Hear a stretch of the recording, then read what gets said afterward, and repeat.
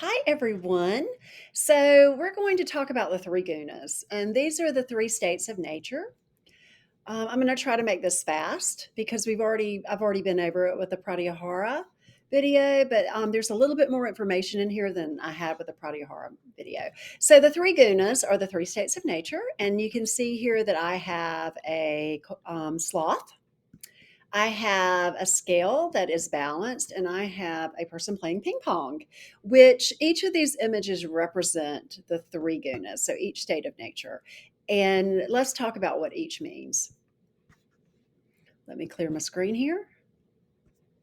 All right, I'm learning slowly how to maneuver through this. All right, so the three gunas are present in all of us. So one person may have a little bit more or be more inclined to one state of nature than the other. But we all have these three gunas in each of us.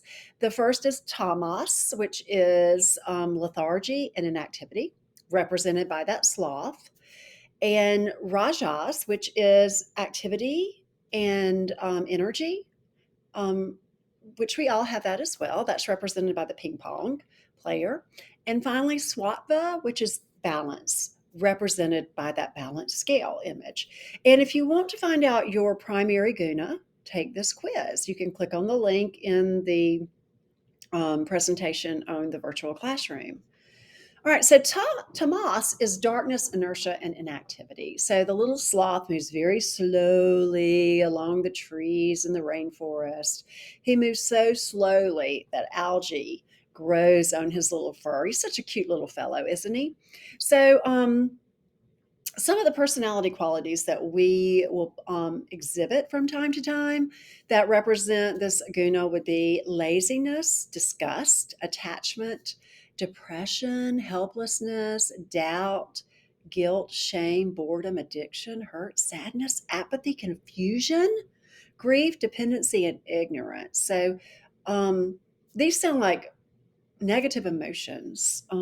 But these emotions, although we do experience them and we might look upon them as negative, they're very valid emotions and very human emotions. And we are going to have these emotions if we're a person. So they're not necessarily bad in the way when I use the term negative, but they're also emotions that we don't want to experience constantly. We want to react and respond appropriately to situations in our lives, but we don't want to find ourselves stuck in a particular state of nature. But this exemplifies some of the emotions that come from that.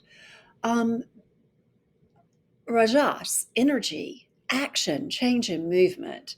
So this is sort of the opposite of tamas. So this guna includes some of the qualities of euphoria, anxiety, fear, irritation, worry, restlessness, the stress that we feel, but courage, rumination. Rumination is when we keep thinking of the same thing over and over and we can't get something out of our mind. So we overthink a certain situation, something perhaps in the past that we wish we had not done or we had done differently. That's what rumination is, dwelling on thoughts. Determination and chaos. So some of these we might term as positive emotions like determination, courage, even euphoria can be somewhat that good feeling that you get. But we also have some that we might consider negative. So basically, these types of emotions get us wound up. So that is the opposite of tamasic, so rajasic emotions. And then finally, whoops, we have swatva. And swatva is harmony, balance, and intelligence. So some of these emotions are delight, happiness, peace, wellness, freedom, love, compassion, equanimity, empathy, friendliness, focus, self control, satisfaction, and the list goes on. So these are the emotions that show balance, that show contentment, and we want to try to bring our life more in balance when we are thinking of emotions. Um, And that's why I chose the balance scale for that. So, some of the foods that we can eat that can help bring about a sense of balance and equanimity. Usually, we think of wholesome, fresh, organic, unprocessed, and in season foods. So, when we talk about in season foods, we're talking about the foods that grow naturally around you. I am in South Carolina, so some of the foods that grow naturally would be peaches, cucumbers, um, pumpkin, squash, different types of crops that we experience at different times of year. Examples of Swatvik foods, of course, mangoes don't grow naturally here, but they can be shipped in. You've got pomegranates that grow naturally. You can actually plant pomegranates here and they will grow. Coconut, figs, peaches, pears. I have a fig tree in my yard. I have a pomegranate bush in my yard. Um, I do not have a peach tree. My grandmother had a pear tree, but these are some of the fruits that are considered Swatvik. Grains such as rice, tapioca, and blue corn. Vegetables, sweet potato, lettuce, parsley, sprouts, yellow squash. And then the list goes on. You can read it yourself. I don't need to read it word by word for you. But you will notice when you eat Swatvik foods that your digestive system gets very regular and balanced. All right, so these are some of the effects of Swatvik food on your mind, body, and emotions. People who follow this diet are pure minded, they're positive, they have compassion, they seem to exhibit control over their emotions in particularly stressful times. They might display wisdom, happiness, and joy, and their sleep quality is better. Now, not everybody's going to be like this all the time, but if you are taking in foods that promote a Swatvik lifestyle, then you likely will experience mental benefits from it as well. So some rajasic foods, very hot, spicy, bitter, dry, or salty. So think about anything that's too much. If something's too salty, if something's too sweet, if something's too spicy, they're often rajasic. For example, some fruits can be sour apples. Actually, apples is considered a rajasic food, perhaps because it can be very sweet.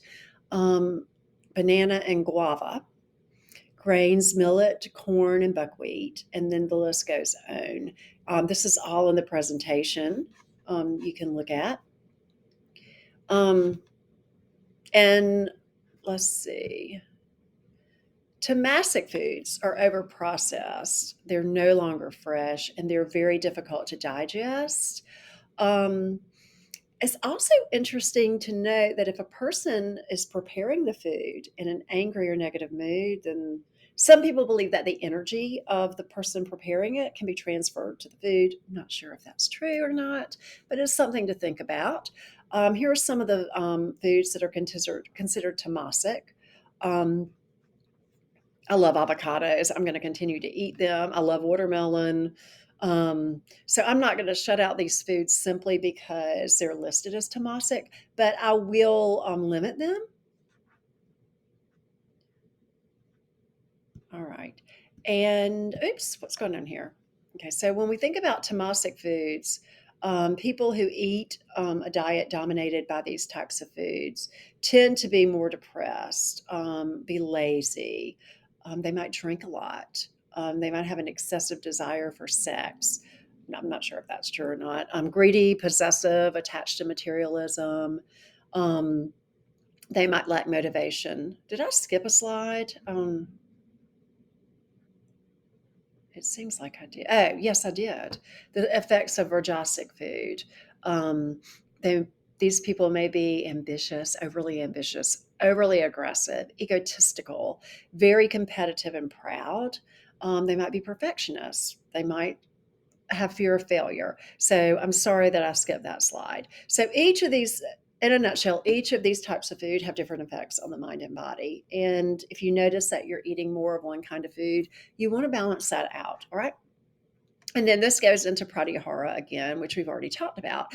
So that's why I decided to put gunas and pratyahara together so that you could look at them together. All right, if you have questions, let me know. Thank you for watching the video, and I hope that this was helpful.